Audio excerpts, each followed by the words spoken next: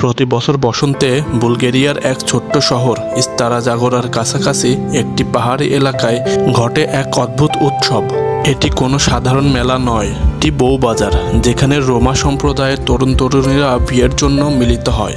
এই মেলায় ছেলেরা পরনে স্যুট পরে আসে আর মেয়েরা পরে ঝলমলে পোশাক আর মেকআপ করে আসে যেন তারা রাজকন্যা। তারা একে অপরকে দেখে কথা বলে এবং পছন্দ হলে বিয়ের সিদ্ধান্তও নিয়ে ফেলে।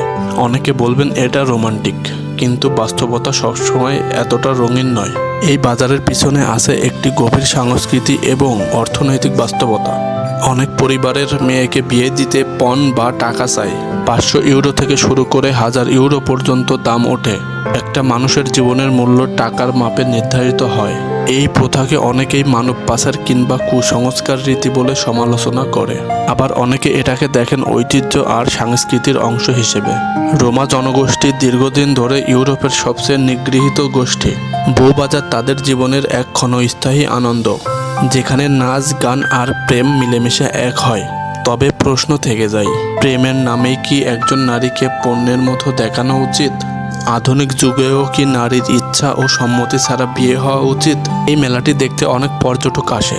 তারা মুগ্ধ হয়, ছবি তোলে, কিন্তু রোমাদের জীবন ঠিক আগের মতোই থেকে যায়।